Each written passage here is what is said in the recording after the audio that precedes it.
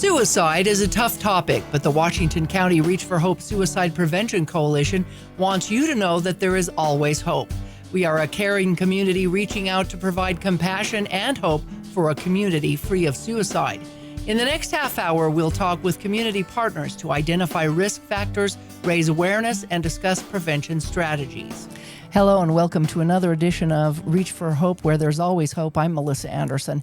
You know, who do you turn to when you have a crisis in your life, or what many may have termed as a mental breakdown?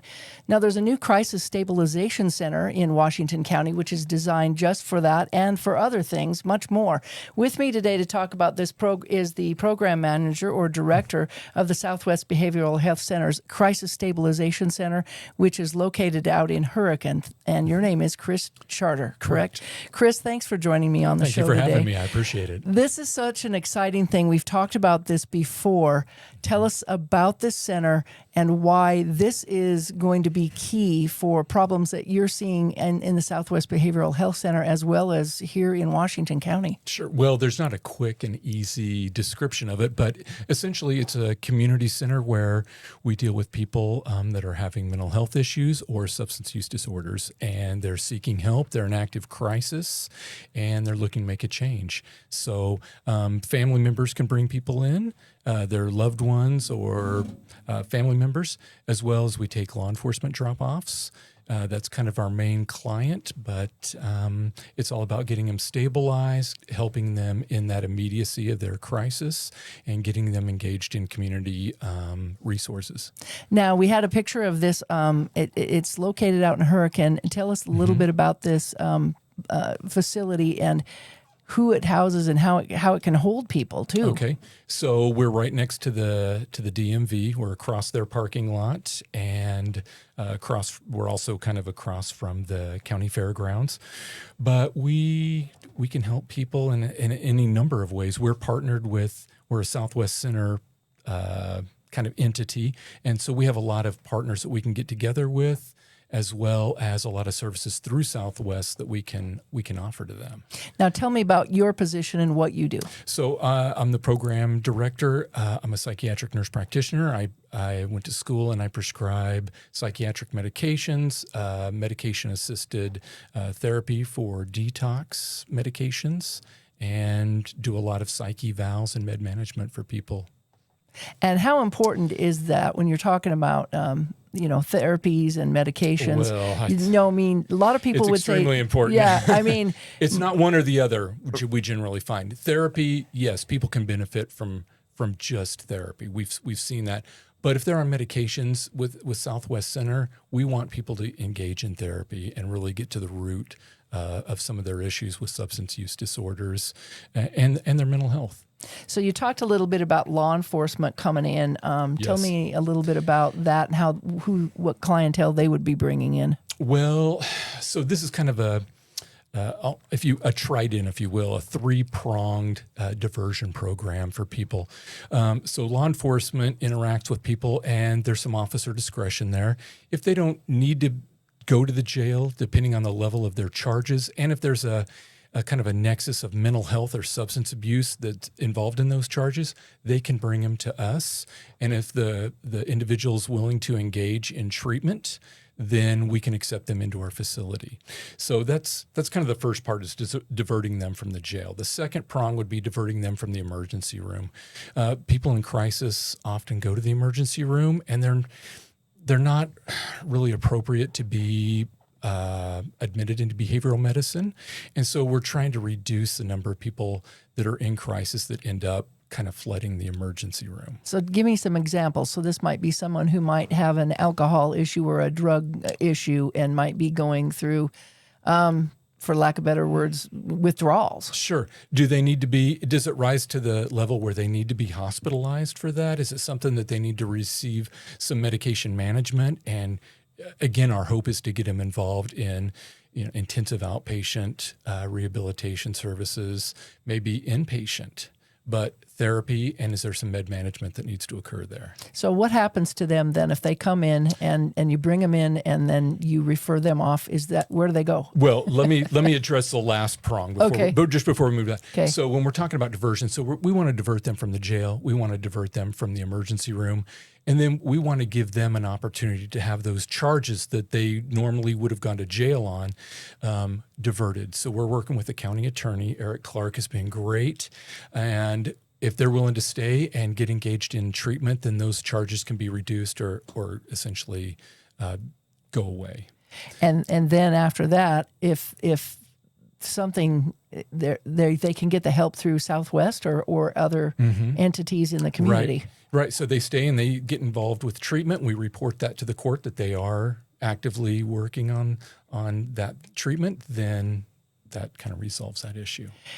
How successful is treatment for people? Do they have to have their minds made up to want this treatment? At most part, you talked about how people might be coming in on a volunteer basis.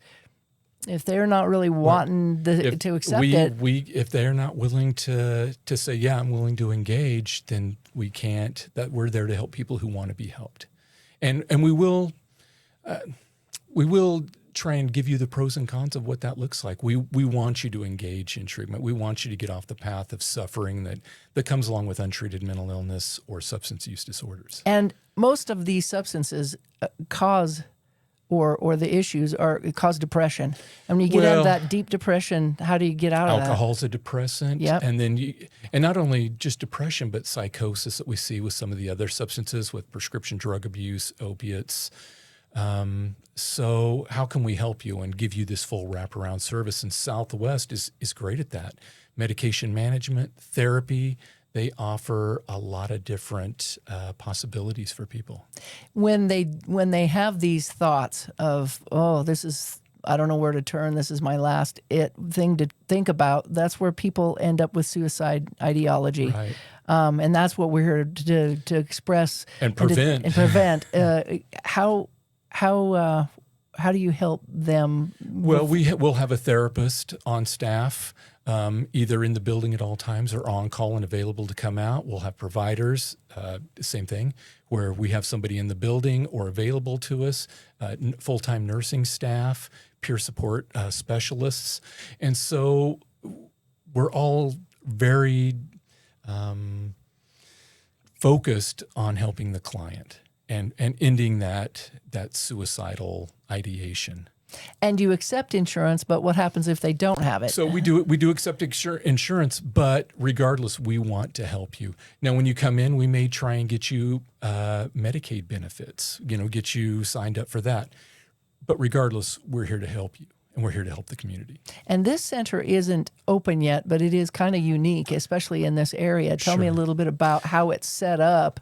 From the one side to the other. Okay, so it's the only one in southern Utah. There's a couple up north, and our building is really split into two parts. We have some 16-hour recliners, and that's where once someone's admitted, that's where they go for the first 23 hours that they're with us. And we just observe them, try and end their crisis, get them seen by a therapist, get them seen by nursing staff and a provider. And then we're also, from the time that they come in, we're looking at resources that we can get them involved with and help them in that direction. Now, if they stay longer than the 23 hours, then we have some additional housing that we can keep them in, because really nobody's truly solved everything in 23 hours. So we want to get you engaged in services, and if we can do that in a few hours, that's great. But to expect that everybody's gonna, kind of be helped in 23 hours just isn't very realistic. So if they go to the other side and they're kind of admitted into a bedroom, or what happens there? Well, so then they still meet with therapists. They're still seen by medical staff. And I kind of see that as maybe somebody who are waiting to get into an inpatient facility, whether it be mental health or a substance use rehabilitation center.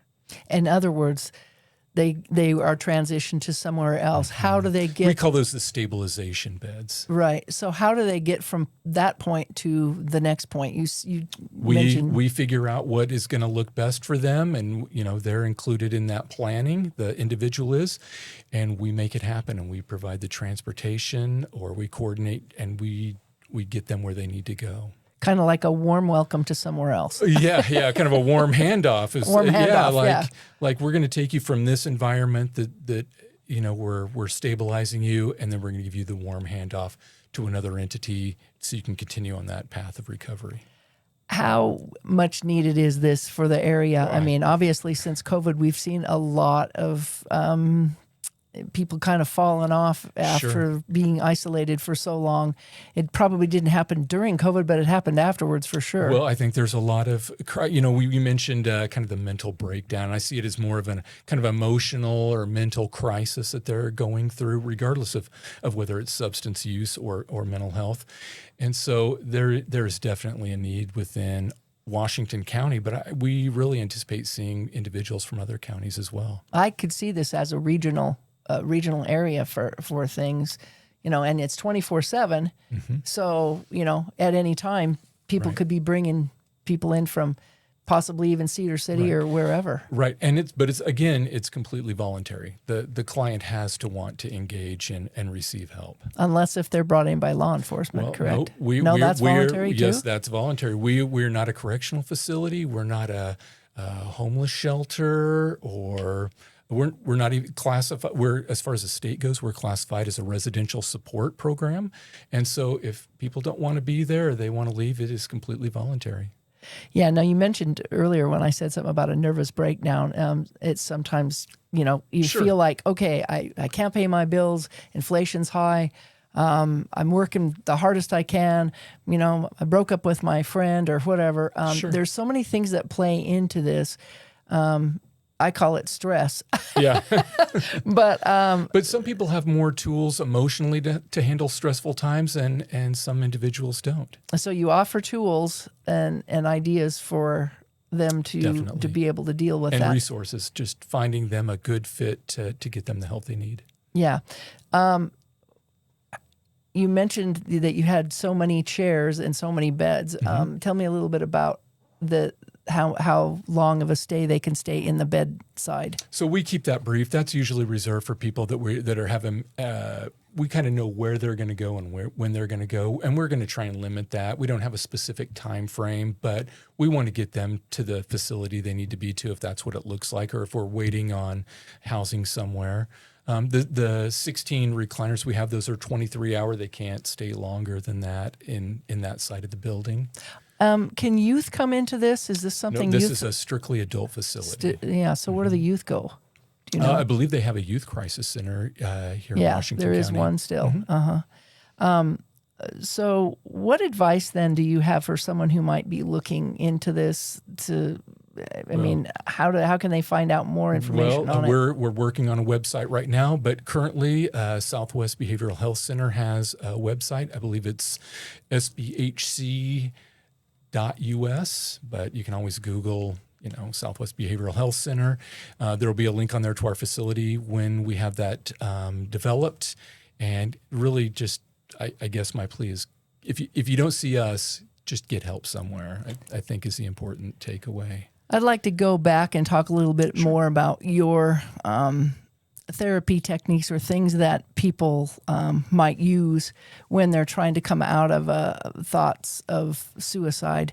You mentioned medication and therapy, but what happens to those who might fall through the crack that might? Do you prescribe different medications if one doesn't work, or It's very individual how we prescribe medications. It's tailored to that client.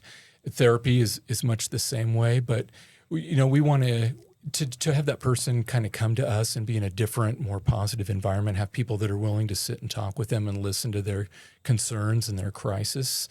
I think is helpful, and hopefully we can resolve that suicidal ideation. A lot of times it's hard for people to talk about their problems or their past. How do you get that out of them? Well, I prescribe, so I don't. We use Yeah. therapy techniques, but I'm not a therapist or a clinician. And so it's important to have people that's what their specialty is. And that's why we will have them available to us 24/7. So how many people will be working there, and who will you be overseeing? Well, so as the director, I'll be overseeing everyone, but we'll have registered nurses there. We anticipate probably 4 to 6 full-time nurses. I think we're kind of looking at 2 full-time therapists, and then we also work very closely with the mobile crisis team. Scott Corsai has been wonderful to work with, and his team. They'll come out and provide peer support and therapists when our therapist isn't there during, they'll have regularly scheduled shifts, but we want someone available at all times. And so, because crisis doesn't really seem to take a break, when it affects people and they need help and come in, we want to make sure we're available for them. Yeah, and there's always a trigger for people, even with PTSD, that it happens when it happens, and sometimes you don't know when that's going to happen. Would this be a place where maybe veterans with PTSD issues could come as well? If you're in mental health or substance use crisis and looking for some help, we're available. And I want to go back and talk about the word crisis, because we keep talking about it, but what is crisis? How do you constitute what that is? We could say it's a stressful situation, emotions that you don't feel are too strong or powerful that you can't handle them, or you're having difficulty handling those emotions. So I think that's probably where I would go with crisis. Right. To the point of where you might be tipped off to think about taking your own life.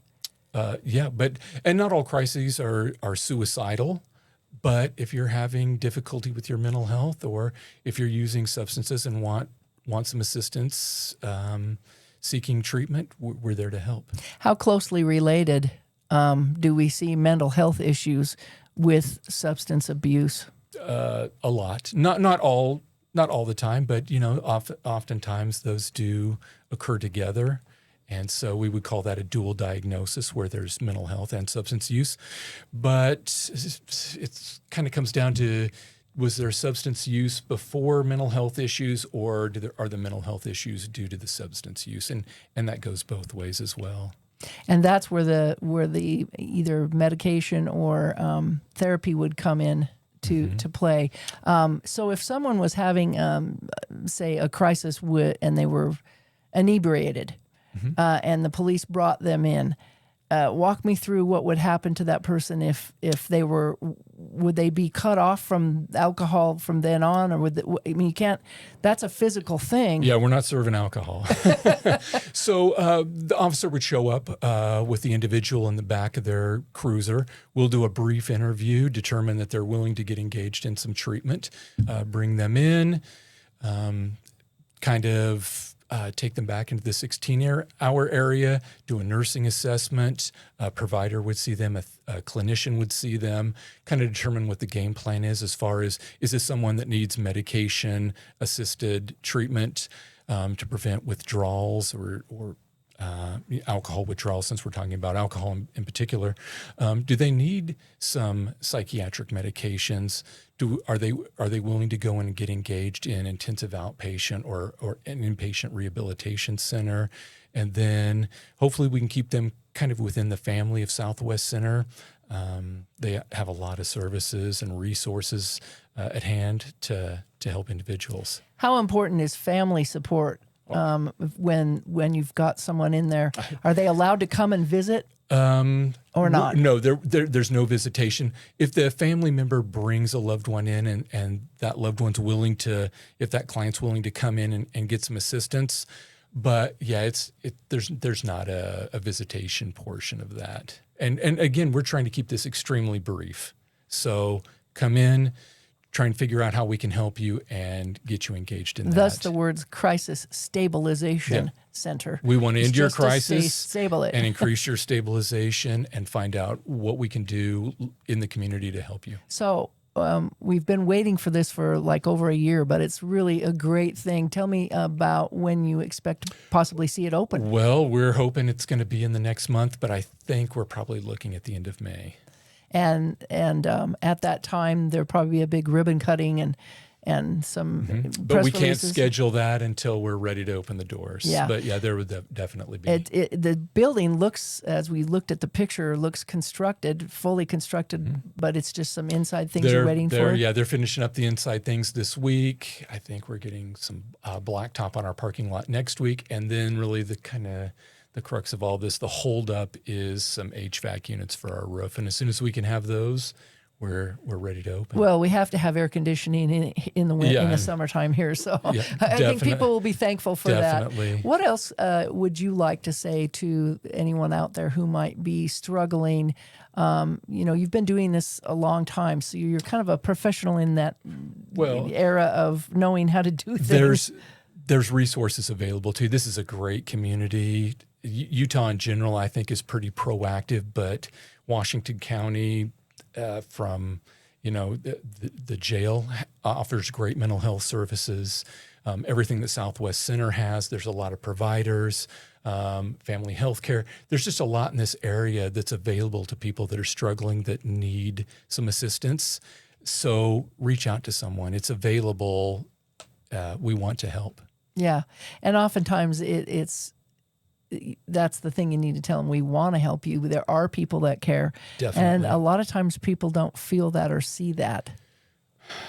And maybe that's something they're struggling with, but we're out there and we want to help. Yeah. So anything else you could say to, encourage people to, open up their minds to reach out for that help, because that's what we're all about here is prevention for Reach for Hope. I really just think you're going to have to put yourself out there a little bit to be willing to speak with someone to address whatever you're going through. Sometimes maybe somebody reaches out for you, or maybe someone else can assist you to our facility and we can take it from there. And maybe that first step is the hardest, but you don't have to stay on that path. Life's short and it should be beautiful. So, right. And we've talked in the past about breaking the stigma, and I think that we're doing a really good job of getting the word out that it's okay to not be okay.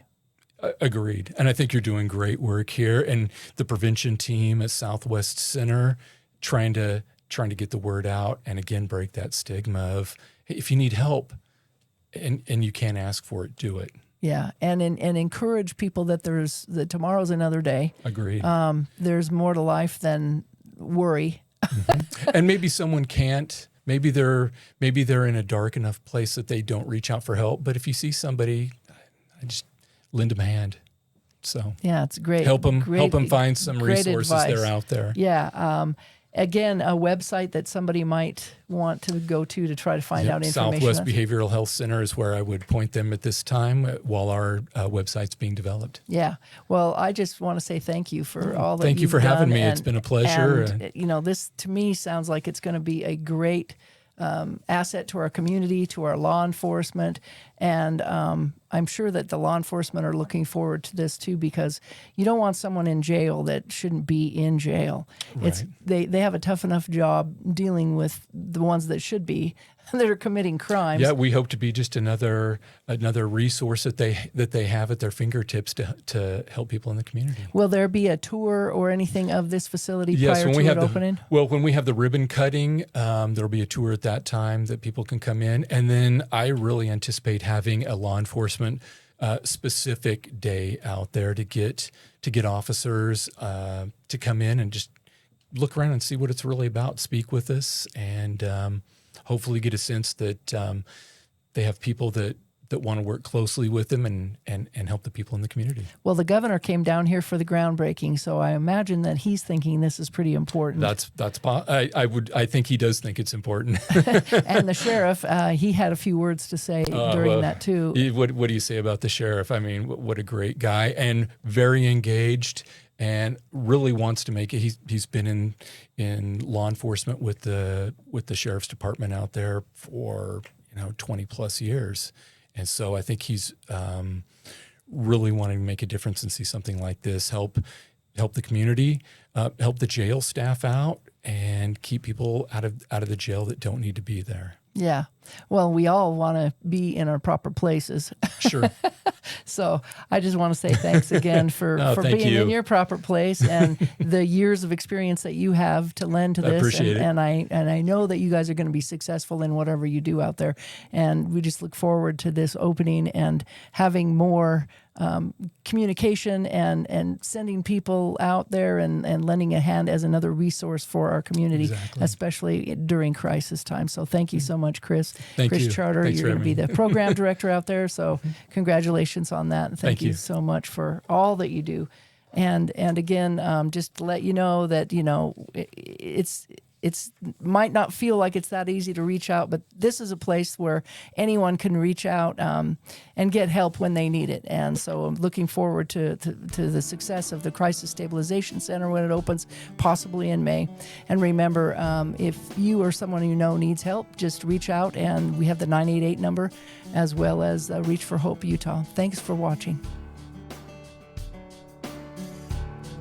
The Reach for Hope Coalition wants you to know that we care about you and we are here to help. If you or someone you know is thinking about suicide, reach out. You're not alone. To access resources for yourself or others, visit our webpage at reachforhopeutah.org. That's reach, the number 4, hopeutah.org. If you are experiencing a crisis, Please call or text the Suicide Crisis Lifeline at 988. because you matter and there is always hope.